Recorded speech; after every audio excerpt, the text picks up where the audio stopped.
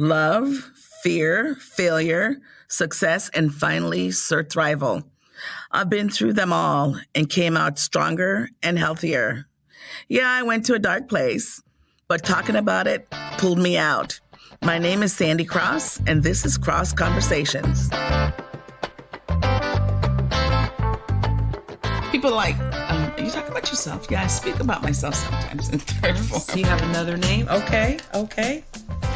You know, it's been trying, actually, the last few weeks, but it's been so much fun. The summer went by fast, but it was so different for me in that I didn't get on a plane and fly somewhere. And don't mind me because I am having a little bit of a bougie pity party.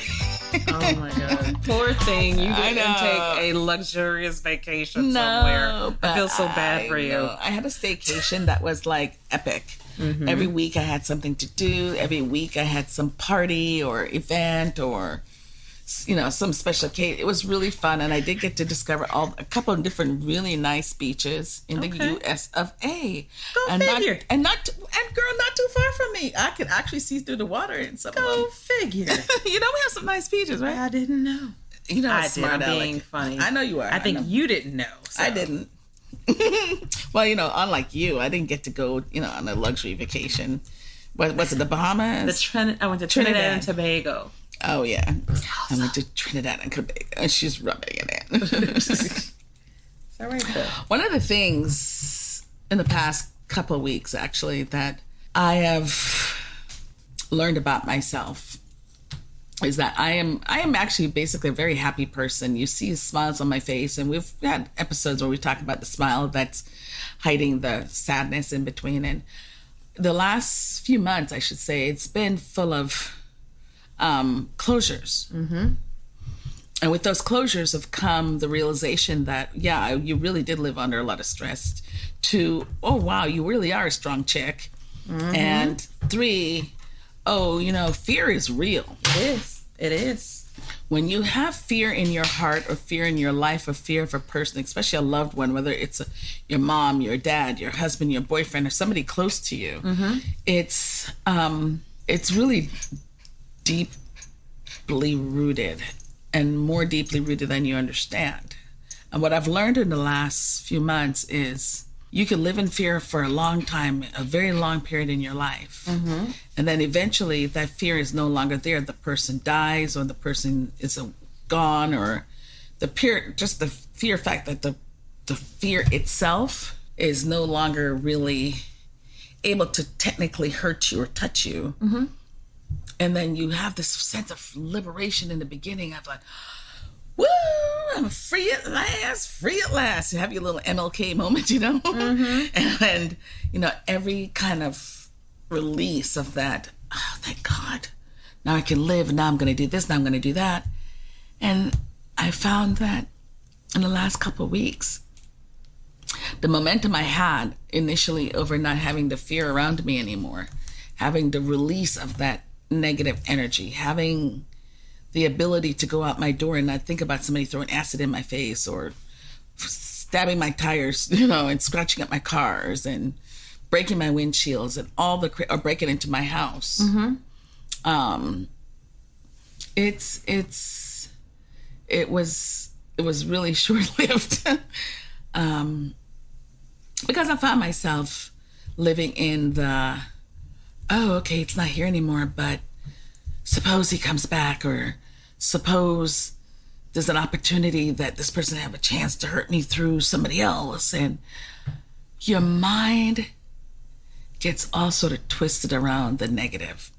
Your mind gets twisted around, well, if this person is able to get to me, then, you know, not my children, they're not babies, but they're going to be orphans, or they're not going to have anybody on their side because, you know, the father isn't really available for them for that. And it blows your mind. It plays with your head. And my happiness just feel like it came to a screeching halt, like, and then I started having the little nightmares, the little panic attacks again.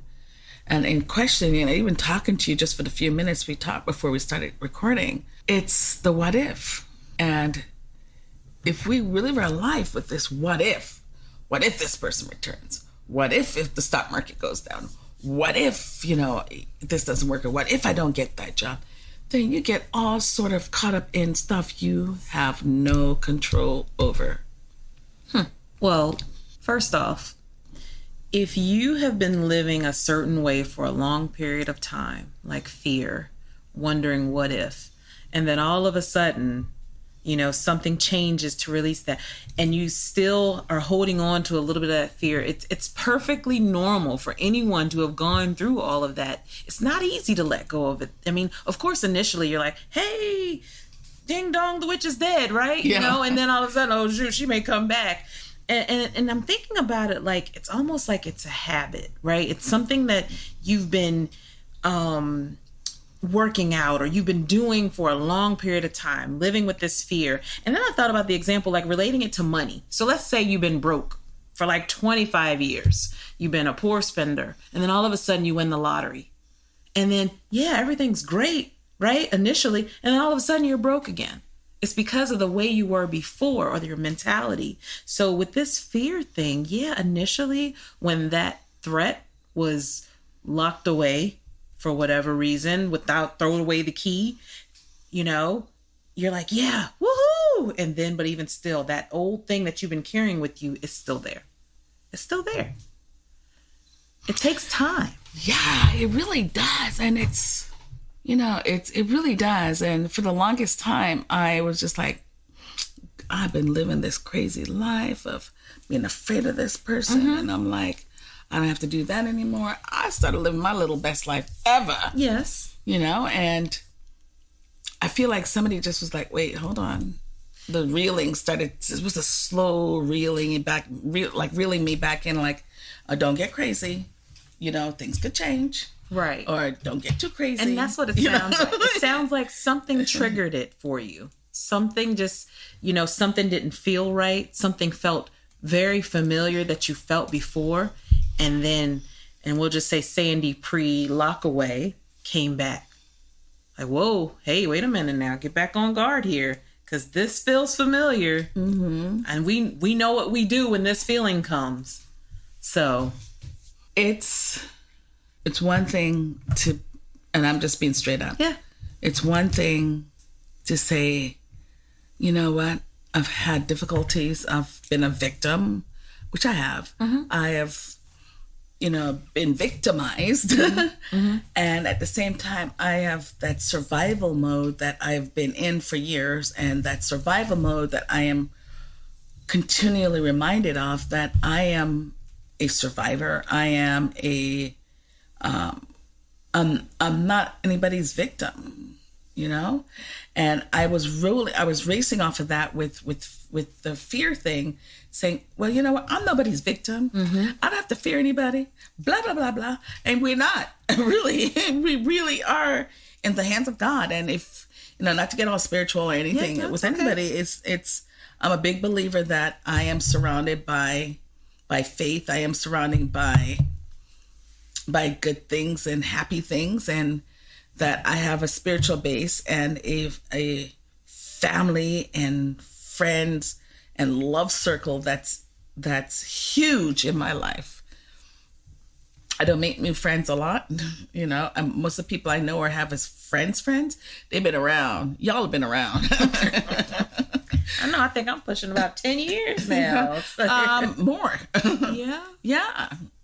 Oh, yeah, because they've been married over 10 years. Mm-hmm. So, it's been interesting to sit back and say, okay, this person, this situation is really and truly have been erased. It's been null and void. Mm-hmm. So when you have a check that's null and void, that means you can't do shit with it. Oh, there we go. I was going to try. You were trying to make this one clean. It's okay. It's yours. You can't do anything. You can't do nothing with it. No. You can't take it to the bank. You can't deposit it. You can't do anything with it. You're going to just rip it up. But you can dream about it, though. You'd be like, oh, that check could have been so nice. Yeah. It would have been so nice if it was real. So. Yeah, especially when they do those fake ones in the mail. Here's $1 million check. Or the ones that are like for loans. Yeah. You have access to $300,000. That's what I'm saying. I'm like, really? I'm like, maybe. Yeah. No. So, But what I've found is that I am allowing myself to have nervous breakdown. yeah. And I, as a person who have faith in myself and in the Lord and in just decency in human beings, to find myself that I'm allowing myself to hang on to fear or grab onto it again, it scares me because I know better. So what I'm trying to figure it out now is I put a lot of pressure on myself to, okay, well, stop having a pity party. Stop doing this. Stop doing that. Stop. Or, okay, you know what? You've been down long enough. Or you've been depressed. I woke up last Wednesday, depressed, sad. Don't even know why. Don't know why. And it had been sort of a build-up from Monday and Tuesday. And Wednesday was just, I was almost crippled. I literally could hardly get out of bed. And I actually thought about writing you. And then I reached out to Joy. And she wasn't able to do Wednesday. But it was this crippling thing that was on me. I don't know what it was last week, but I just felt this sense of anxiety and discomfort. And then yesterday I had my best friend over who recently lost her mother, who was like a mother to me. And so I feel like there's no mother figure whatsoever in my life anymore. Dealing with a little bit of that too. And with her here, we were just talking and just being the N-word, normal, chatting, laughing, talking about, well, what would you do if you da-da-da-da? What's the best things that happened to you in the last week? And that was something that my daughter initiated around the table, just to say, let's talk about something that really, really happened that was just amazing or made you feel happy in the last week. And I was kind of like, oh, Lord, I don't have anything to tell her. And then everybody was thinking about it. Some people were just like, well, this and this and this. And she's like, when it got to her, she said, well, since everybody's doing two, I guess I'll do two also. Right. And then I heard the little things, the little things. And one of the things for me was just having everybody around yesterday so I could just laugh. So I could be comfortable. So I could be around familiarity, around people that I love and that loves me. And my kitchen still needs some love from the dirt from yesterday, but that's another story. But it was so nice. It was really fun. It was really good. And that's what I was thinking. It's like, this is what life is about. Any fear you have is just really the devil trying to sneak in to say, hey, no, things are going too well. She's handling things too well, or he's handling things too well. Right. Let me kind of jump in and kind of mix things up a little bit. Yeah. So I don't know. And I maybe, when this goes live, I want to just really would love to have interaction with the people out there that's hearing this to say, hey, yeah, this happened to me too. And the way I handled the situation was to blank. And I really want to have that connectivity. I've said that I don't want anybody asking me questions. I don't want to answer any questions. Now you do. But now I kind of do because it's not just me. Right. Like, it's not just everybody else out there. You're not alone. Honestly, you're never alone. There are people out here that truly suffers. When you hear about billionaires and gazillionaires killing themselves because the stock market crashed and they lost $100 million. Well, they're killing themselves because they have nothing else but their money. Yeah. That was their love. That was their ultimate. Well, I may not have $100 million, but I have enough to pay my bills, including the water bill, but that's another story. Well, it's too funny. And then there's, I have so much. I have so much. Yeah. I am so grateful. And I have got to get a hold of this. I don't know. It's not anxiety, but this, I've got to get a little paranoia. Right? Yeah. But it's because something has happened before. So it's okay. Here's the deal. You may not like it, but it's perfectly normal to have experienced all that and to be feeling the way that you feel right now. So what struck me though is, and this happens a lot and even happened to me before, but when you're in that mode of, I don't want to get out of bed, you know, I'm depressed, or I don't feel like doing, and the thing is, we never say we're depressed. We just say, I don't feel like doing anything, or I don't want to, you know. I didn't use the word depressed. But that's the overarching, like when you get diagnosed, like you are depressed, you know. Mm-mm. But what's interesting is like, we'll say, I don't know why. You do, actually. And I think what the challenge is, you know, having some questions to challenge yourself, because what's happening is we're thinking really fast. And I read something that, do you know, technically we make 35,000 decisions a day. Can you believe that? 35. Now, but think about it. You make the decision to blink. You make the decision to brush your teeth. You make the decision to put one step in front of the other. There's all these, you make the decision to get mad or not react, right? Like the water situation, which we may tell another day. You chose to be like, okay, I'm going to address this.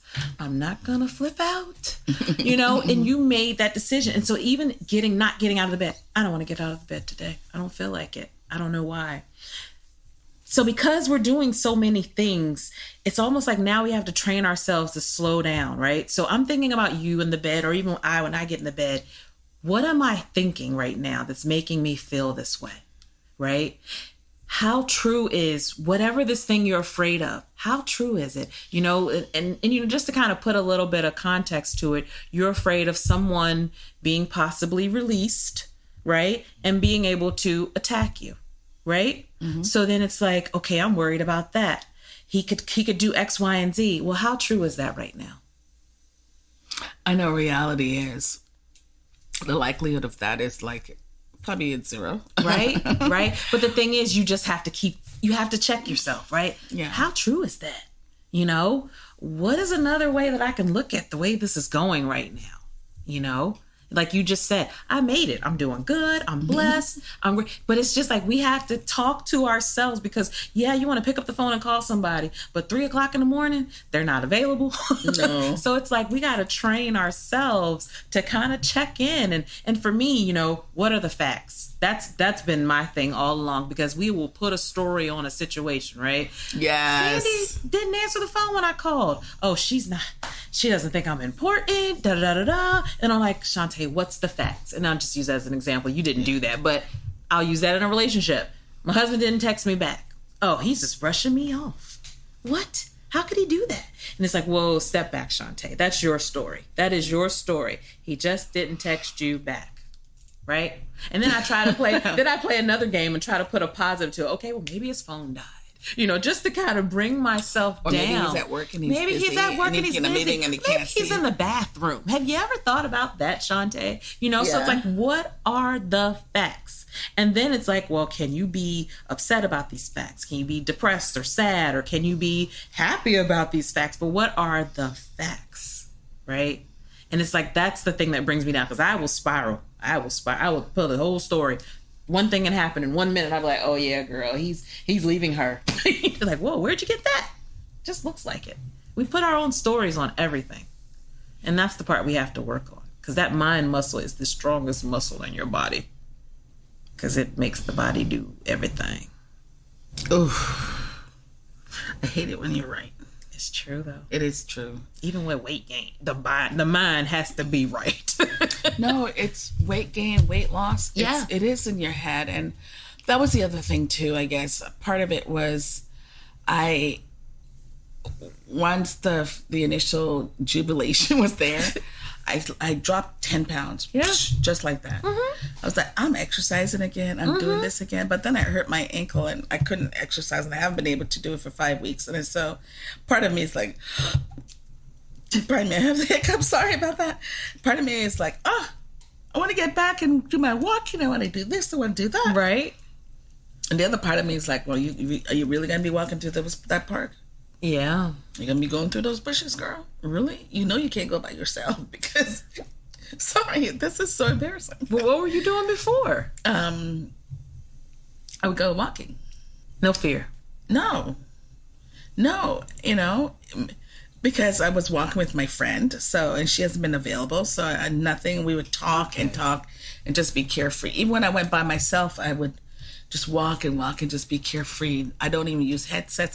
I use nature as my soundtrack. You're being present with everything. Yeah, and it was just wonderful. And I am trying to convince myself, and I use the word convince because that's what it is. I'm trying to convince myself to get back up. Get back up, Sandra. Get back up. And it's the getting up that's really been rough on me. Just getting up.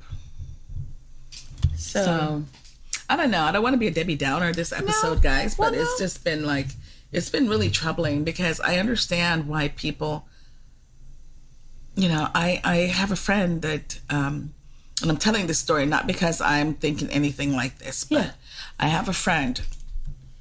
We were just talking, hanging out at our spot, and she said, I just really want to end it. I just want to, the only way I'm going to be happy. I'm like, you look kind of down. What's going on? And she said, I'm just down. I'm depressed. I just want to end it. And I said, you need to put your happy face on.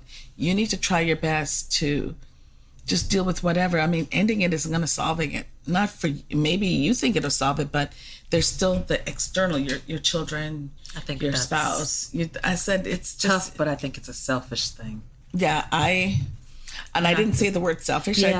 I just say you need to rethink this. Right. And then I just kind of stopped it because somebody said, well, she's always talking like that. Then somebody else is like, oh, maybe she's drunk. We're like, no, she's not. She wasn't drunk. Yeah. She had a beer. I don't play with that drunk. Stuff. So I let it go. And then somebody else went over to her and said, this gentleman, he said, these ladies are concerned about what you just said. Did you really mean it? And she said, yes. And he's like, let's talk about it. Yeah. Just a guy. That's what she needed, though. I'm like, what? She needed someone to hold that space for her. She needed it. To be heard. She needed that. It's good. And then it's the same swoop. I heard somebody talk about this story where her roommate was in an Uber and was talking about ending her life. Like, I'm just done. I'm tired of this. It's just the best thing would be just to end it all.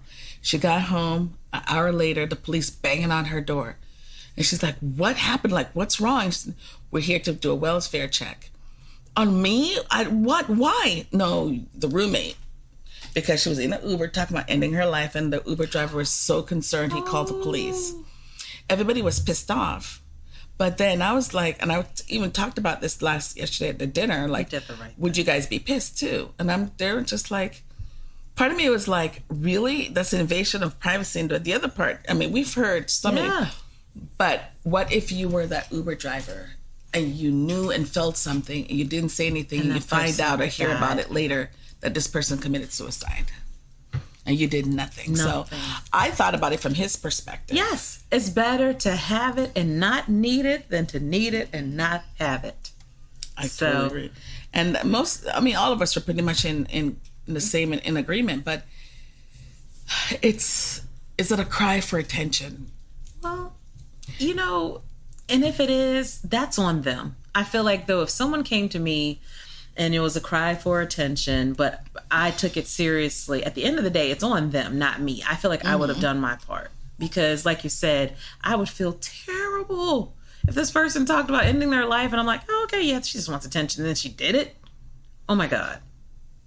Yeah. Oh, my God. So let's try something, though, with you. Let's try to see if we can do something with this. So you mentioned, dealing with this thing that you're fearing. You're feeling anxiety and stuff, and how that shows up for you is, there are days where you probably don't feel like getting out of bed. What are some of the thoughts, though, that are causing that, you think? I think some of it is a little bit about mortality. Okay, what about it? Getting older. Just had a birthday. You get older, and I'm so grateful for that birthday. Okay. So I'm really excited about my year ahead. Okay. The excitement is like almost, it's like I'm so I'm so excited about it that it's almost like, okay, get yourself in check. Okay. Because I just feel like the power, the source, the this, the that, everything is going to come in and just go whoosh. You better be ready. Yeah. And I feel it, and I feel it, and it's building, and it's building. The momentum is like building, building, building, building. And I have gotten myself into the place where I'm thinking, yeah, I'm ready for it. Yeah, I'm ready for it. Yeah, I'm ready for it. So when you say it, what are you ready for? The success. Okay. The happiness. Okay. The travel. The work. Even with this podcast, I just feel like it's going to reach millions of people and help them. And I'm ready for that. I'm ready for the questions. Remember, I keep telling you. I know. This is growth, you guys, because she wanted to just keep this thing buried away. So now we're opening it up. You know, and it's just really, I'm ready. And then the other part of me was, well, you know, suppose people find out things about me, like about my life, about this, about that. I'm like, well, it's okay. You're sharing your life right with the world, and they're gonna find out stuff. It's just nothing sinister. And we've said this before. I'm a firm believer that everything that happens to you isn't for you. There is someone going through something. There's someone a year or two behind you, or a few years behind you, that needs to hear this stuff. Our journeys aren't for us. I'm a firm believer of that. From little details to if you've been raped, or if you've been, you know, you had an issue having a baby. I mean, so many things that we've experienced. There's someone that you talk to them, you're like, oh my God, if I had not experienced this, I would not be able to have this conversation with you to help you. So yeah, your life has been crazy, but there's somebody behind you that's having a crazy life too, that needs you to help them see the light a little bit. See the light in their own way, but to say, hey, you're not crazy. You don't deserve, you know, these things that are happening to you. There is a way, you know, everything you've been through is for someone else. If it's one person or 1 million, true. It's someone out there. It's so true. I have noticed, well, it's pretty much been all my life, but people just, even in restaurants, on vacations, and my boyfriend, he talks about, he's like, I don't understand how people just, he's like, there's something about you with people. They just come and you have this country thing about you. Like, you don't know no strangers. I've seen you in action. And I'm just like, what? And you know what I think is amazing? This is one of the, I don't know if I've ever complimented you on this. This is something you and my husband does this too. You guys have a way of just, you'll compliment the most random thing about a person. And then that person is just like, oh my God. Next thing you know, a conversation. Like, you're like, oh my God, I love those shoes. And the lady's thinking her shoes are plain. She's like, oh, are these things? And next thing you know, you're holding a whole conversation. I'm like, gosh, how do they do that? How do they do that? You could just be random, focus on your own thing. And all this, like, you've broken conversation with me to compliment somebody. Like, hold on. I love that dress, girl. I love that dress. And right then you have made that person's day. Because that's probably the only compliment they probably received. That you don't know, but at least they received one. It's so funny you use that one as an example. I was in the restroom at work. This lady came in, and it was a floral dress. It was white with big, huge and what did you say? Flowers on it. And she wasn't a little petite thing. She was a full-figured woman. Okay. The dress looked phenomenal on her. I'm like, I was leaving the bathroom and I came back in. I said, I'm sorry. And I'm not to be rude or anything. And I know we're in the bathroom, but your dress is hot. She said, oh my God, thank you so much. See? I just got it and I just love it so much. And I was afraid to wear it. I'm like, girl, you need to go out tonight. You look good. And if you're not married, you're probably going to get proposed to tonight. You know, see? And she was so happy.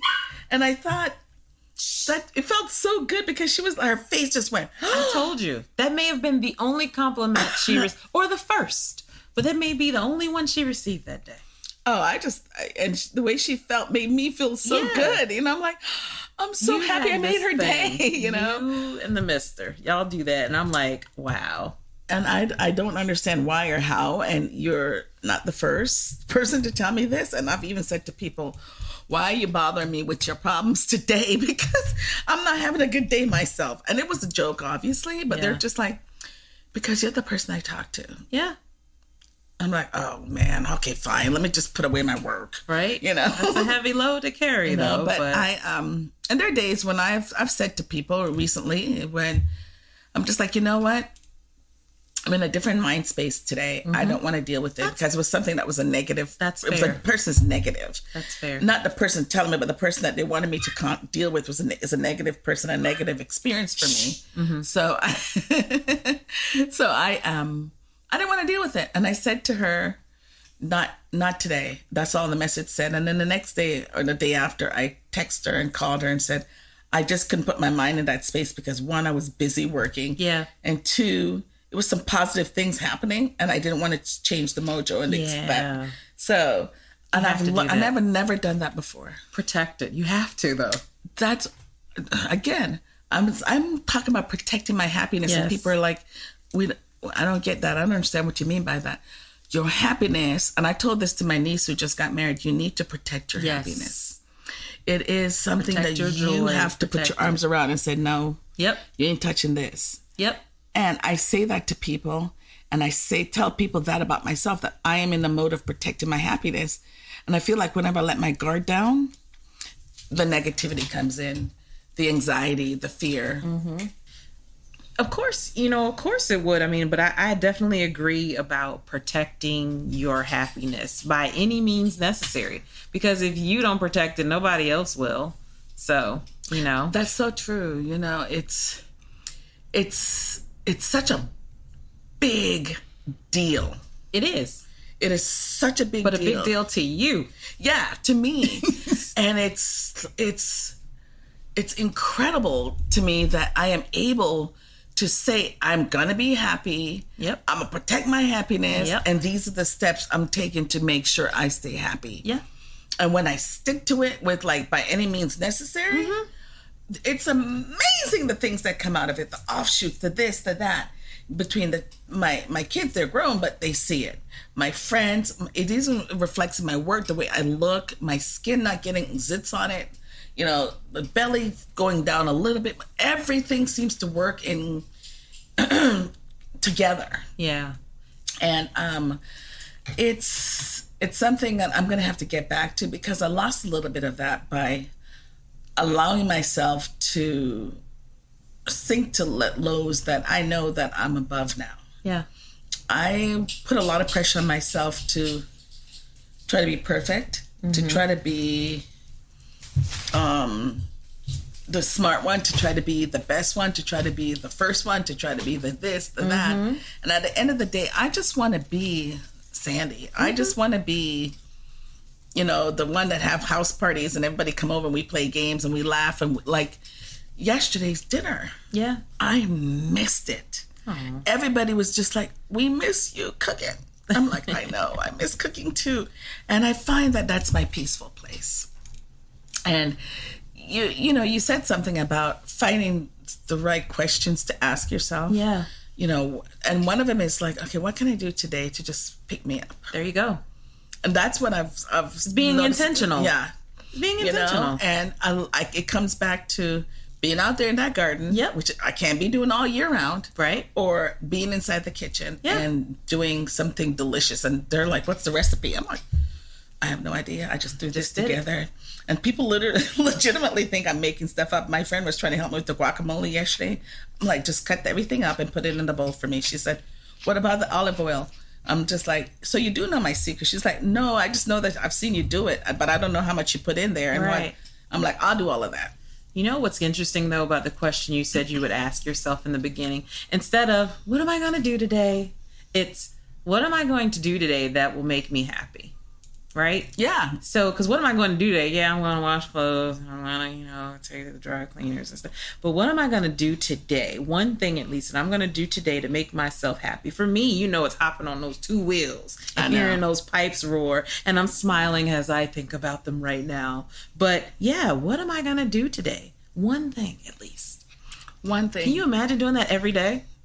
Yeah. And probably as early as possible, because that would determine how the rest of the day goes. And you know what I have discovered?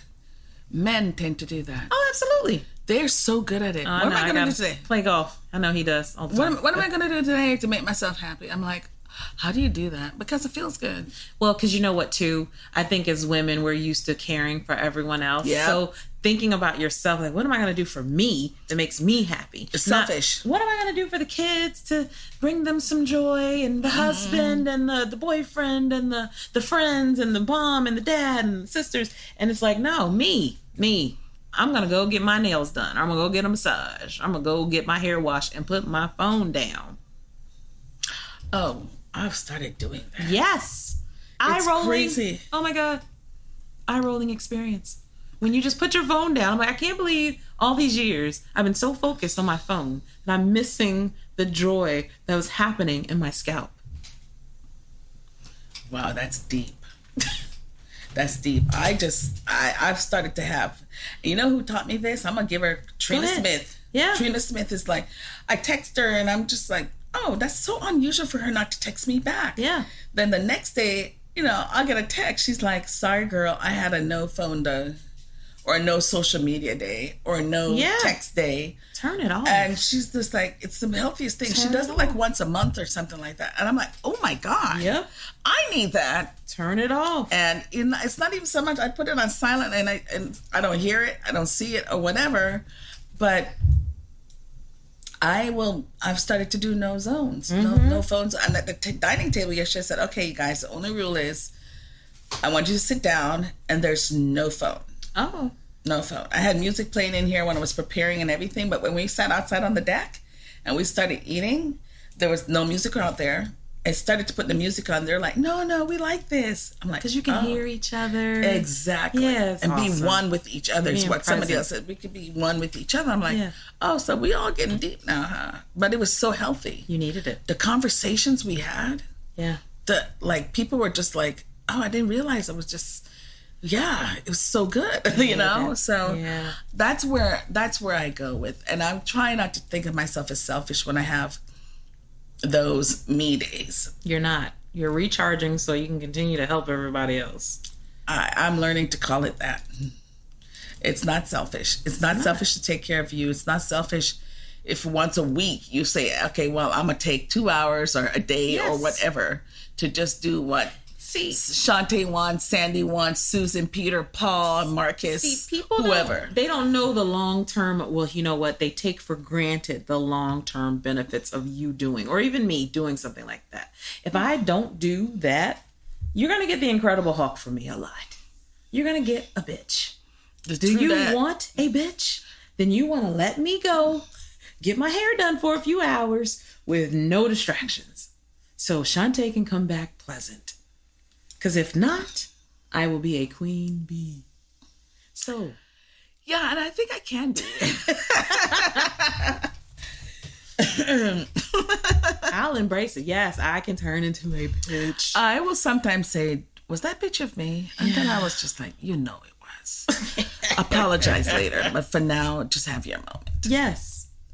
And it's been rough. I'm not going to lie to you. It's been rough trying to capture that.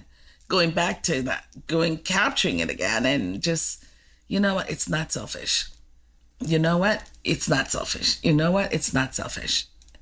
And it's almost like my mantra. It's not selfish. Yeah. So I think what's good, though, to share and remind people is that life is happening to you. And it's not to say that once you get these things in your mind, everything's going to be rosy. Stuff is going to happen. Right? It's going to happen to test you out. And for some reason, I feel like the more we progress in life, the bigger the tests get, right? Yeah. So you're going to get these things like, oh, you happy right now? Let me zap you with Fairfax water real quick, right? Like, it's like something's going to come in and test it. You're like, no, I'm good. I got it. And every time it gets bigger and bigger, there's something that's going to test you. So life is going to happen. It's just a matter of how you're going to approach it. Go.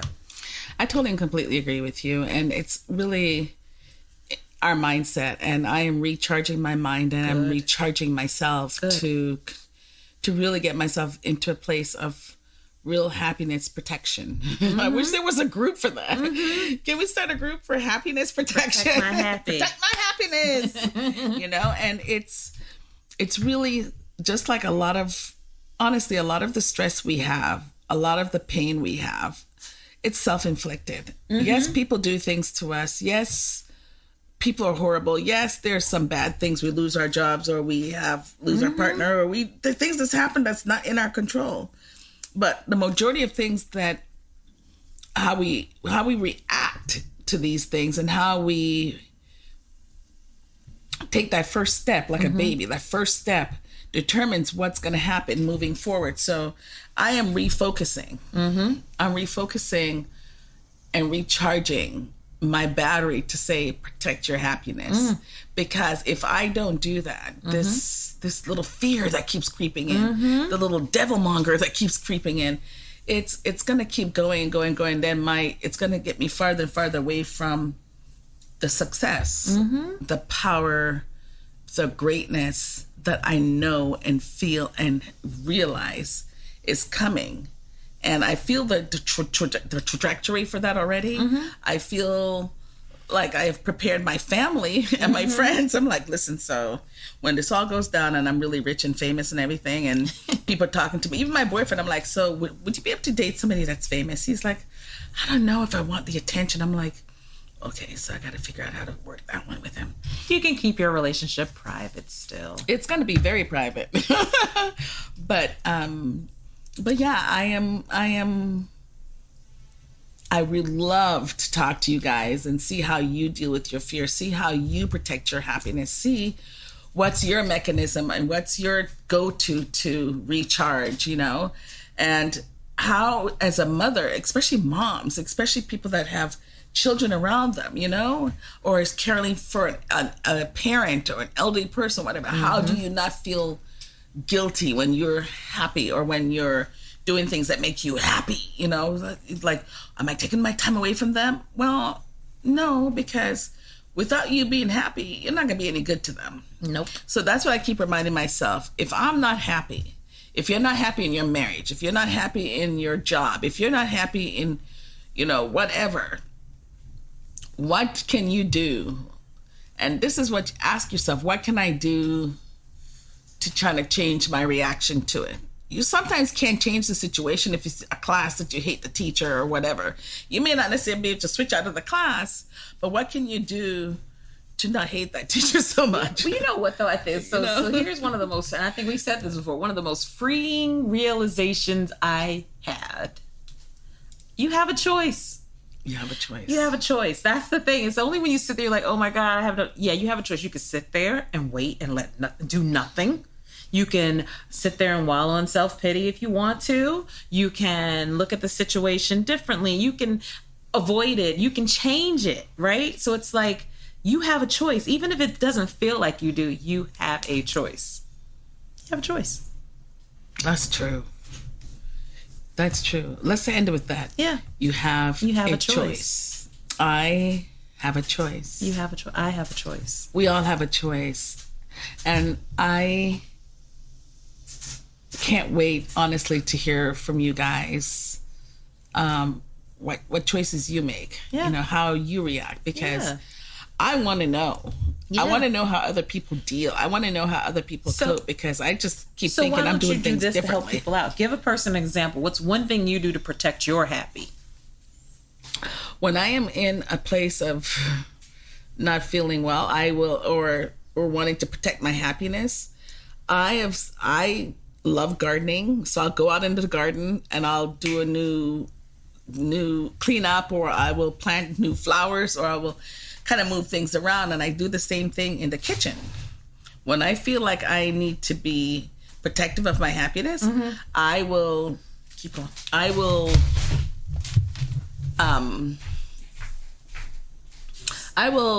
go into the kitchen and create something spectacular, knowing that whoever eats it is just going to go crazy over it. They're going to just totally and completely enjoy it. And so that's what I do to make myself happy. I either cook or I garden. So you told me what you do to make yourself happy. I want to know what you do to protect it. So here's the deal. Somebody comes at you all wrong and you know it's about to mess up your day.